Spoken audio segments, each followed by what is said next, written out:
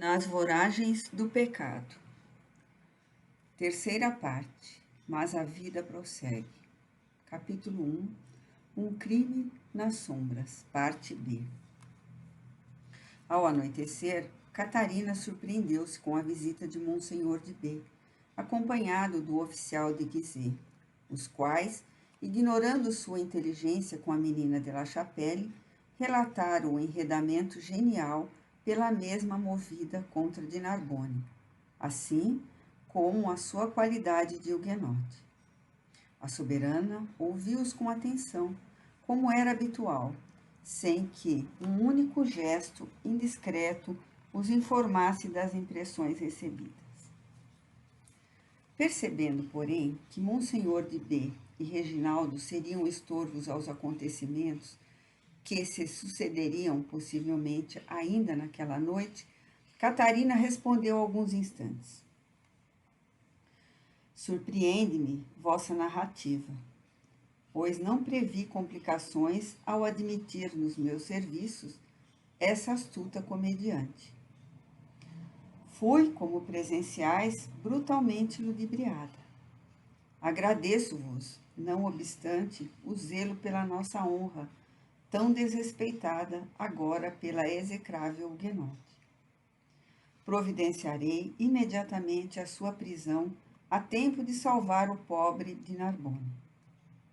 Todavia, sejamos cautelosos para não escandalizarmos a corte prematuramente e não perdermos a presa que, se reconhecer perseguida, poderá seguir o vosso conselho, fugindo da França para ficar impune do crime que cometeu. Rogo-vos, porém, permaneçais aqui para testemunhardes no inquérito que estabelecerei imediatamente, a fim de que ninguém duvide de que a vossa rainha faz justiça à altura da grandeza e da honra do trono. Em seguida, fez chamassem oficiais da sua guarda, aos quais deu ordens particulares. Depois, convidou Monsenhor a repousar em aposentos da sua casa, suplicando-lhe amavelmente aguardasse chamamento para o indispensável testemunho, local para onde, logo após, 4 alabardeiros do palácio se dirigiram, montando vigilância rigorosa à porta, a pretexto de que nenhum incômodo viesse a sofrer o ilustre hóspede enquanto repousasse.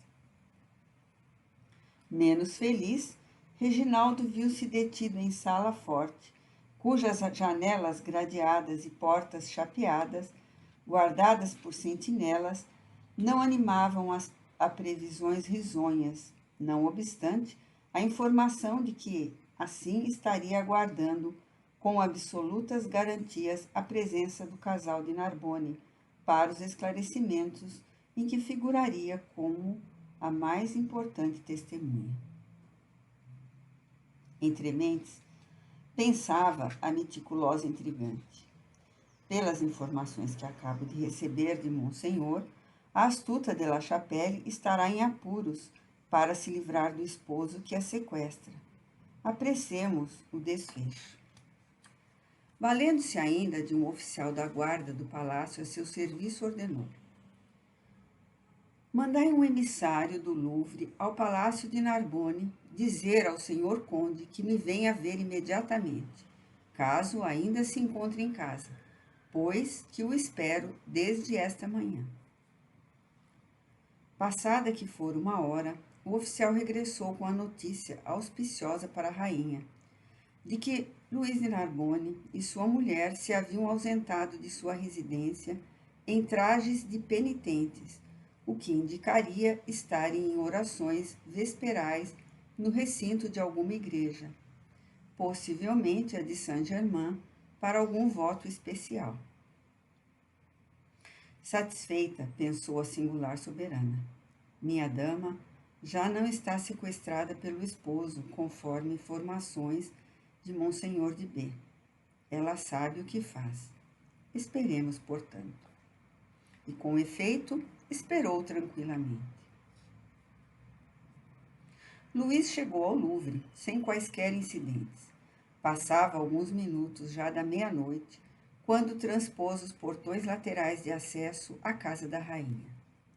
Cedo ainda, houvera ordens para que o deixassem passar por todos os aposentos de sentinelas que antecedessem os aposentos da soberana, desde que proferisse o nome da esposa, ou seja, Condessa de Narbonne, o qual, em verdade, não seria a senha do dia, mas um meio de identificar aquele que era esperado pela mesma. Ele, pois, passou sem se deter, afoito, ansioso, dirigindo-se sem mais tardança aos apartamentos de Catarina, em procura da esposa, como era habitual, qual a mísera ave atraída pelo magnetismo absorvente da víbora invencível. A meio caminho, um homem dos serviços de Sua Majestade esperava-o, sem que ele o percebesse, para conduzi-lo ao local previamente indicado, isto é, a Sala das Colunas. A casa da rainha, ou os aposentos do Louvre por ela e sua corte habitados, era vasta e contornada de múltiplas salas, galerias, câmaras, como conviria a um palácio daquelas dimensões. Luís, com o pensamento concentrado na possibilidade de se encontrar com Ruth Carolina em poder de inquiridores que a estariam martirizando, suspeitando-a de conspirações e espionagem, não pressentia de modo algum uma possibilidade de cilada contra ele próprio. Nem reparava a estranha facilidade com que obtinha acesso a todas as dependências da rainha àquela hora da noite. Venceu, portanto, apressadamente alguns aposentos e, seguindo do introdutor, que não conhecia, encontrou-se de súbito num salão de grandes dimensões, espécie de praça interna, tão comum nas edificações muito vastas de outrora, disposto em círculo e rodeado de portas, a antecâmara de acesso aos apartamentos da rainha. Algumas daquelas portas eram por ele reconhecidas como ingresso obrigatório a dependências franqueadas aos cortesãos, visitantes, delegados, ministros, etc. Outras, porém, lhe eram inteiramente desconhecidas, visto que, tratando-se de passagens guardadas por sentinelas e pertencentes, ademais, à residência particular da própria rainha, não lhe seria permitido investigá-las. Não lhe ocorreu jamais o desejo de conhecê-las. De Narbonne não era um intrigante, não era cortesão ocioso que preferisse passar o tempo a investigar escândalos e particularidades alheias. Seria antes operoso e atarefado, estudioso e discreto, tal como convinha a um futuro religioso, a quem não ocorreriam intenções subalternas para suspeitá-las, chamejantes nas mentes alheias. A sala era escassamente iluminada por 2 pequenas lanternas de uma vela. As pesadas e grossas colunas de suporte, dispostas em círculo, projetavam sombras impressionantes pelo chão e pelas paredes. Um silêncio de sepulcro se alongava pelos recintos próximos. Dir-se-ia o Louvre desabitado naquela noite, ou sinistramente emboscado para mais um crime entre suas paredes. Vagamente impressionado, somente agora pressentindo algo de anormal e pensando em que fizera mal de não ter voltado em casa para se acompanhar de uma guarda, Luís circunvagou o olhar em torno à procura de uma sentinela, estranhando que nenhuma ali houvesse, ou de um pajem a que lhe informasse onde se encontraria a rainha, visto que o introdutor desaparecera, e saber mesmo se era esperado. Mas o salão deserto não lhe mostrava senão sombras. Inquieto bateu palmas, as quais ecoaram lugubremente pelos cantos sombrios do compartimento. E esperou. Inesperadamente, em vez de um camareiro ou uma dama, de um pajem ou de um introdutor, eis que a própria Catarina de Médici, a primeira pessoa da França, depois da augusta pessoa do rei, assomou a uma porta, trajada de negro, as faces marmóreas petrificadas, como as de um cadáver, as feições duras, os olhos amortecidos, como abismados em profundas visões. Admirado, notando que a própria soberana vinha atendê-lo, Luís dobrou-se sobre um joelho como conviria a um cavalheiro diante de sua majestade, em cumprimento respeitoso. Todavia, Catarina deteve-o ainda longe e perguntou com voz mansa e sombria: Ao que vinde, senhor conde? Majestade, atendo ao chamado urgente de minha esposa que me espera para conduzi-la à casa.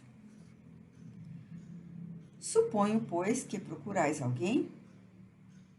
Oh, minha senhora, acudiu afoitamente impressionado ante a atitude equívoca daquela a quem sabia pérfida e infiel. Procuro a condessa de Narbonne, que me precedeu aqui a vosso chamado, concluiu o infeliz, como que impulsionado por poderosa sugestão estranha.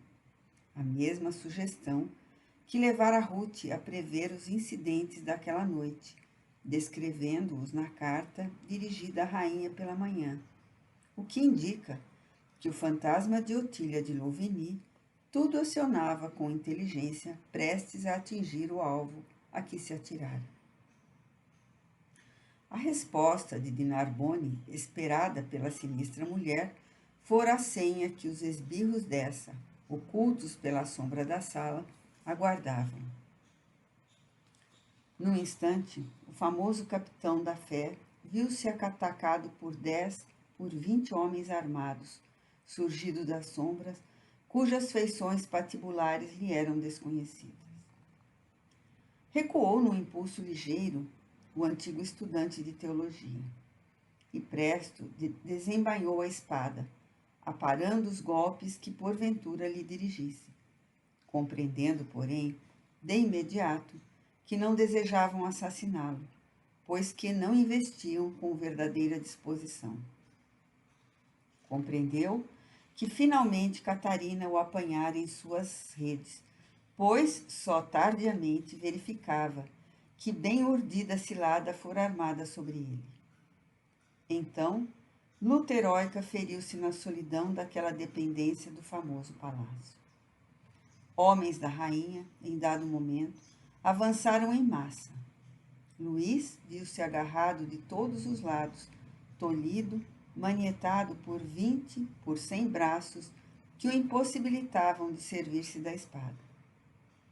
Ainda assim, continuou lutando ferozmente, debateu-se, conseguiu livrar-se, atacou furiosa, intrepidamente à direita, à esquerda, fazendo meia volta para atacar os que lhe ficavam às costas. Mas, compreendendo que a finalidade que tinham não seria matá-lo, e sim certamente aprisioná-lo, tardiamente constatando que sua esposa não seria estranha à espantosa cilada que o vencia.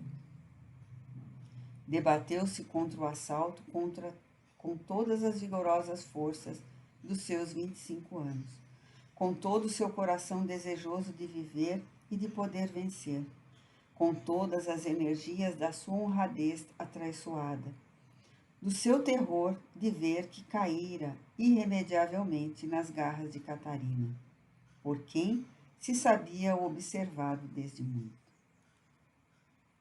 Desesperado, a tal convicção desfazia-se das mãos rudes que o atavavam, para se ver novamente agarrado por outras tantas. Impossível defender-se à espada. Todos sobre ele não haveria espaço onde agitar-se. Defendia-se com os pés, com a cabeça, distribuindo pontapés e cabeçadas com o próprio corpo em contorções desesperadas, tentando desvencilhar-se para sacar do punhal, já que a espada lhe seria impossível. Mas desarmaram-no de vez 10, 20 homens exasperados, cujas vidas respondiam pelo êxito da empresa sinistra. Atando-lhe os pés, contorcendo-lhe os braços, arrastando-o em direção da porta do fundo, exatamente uma daquelas que ele jamais transpusera. Em dado momento, no auge da angústia e do terror, reconhecendo-se vencido, irremessivelmente perdido, vendo Catarina ali, impassível, presidindo a cena revoltante, Luís bradou com aquela sua voz possante, que agora se fazia emocionada e suplicante, vibrante no próprio silêncio da sala, tentando um derradeiro esforço em benefício próprio. Senhora, por Deus, salvai-me. Sou leal servidor do trono, defensor dos direitos reais, amigo do rei da França e vosso amigo. Por que me desgraçais? Salvai-me, senhora. Por quem sois? Oh, meu Deus, vinde em meu socorro.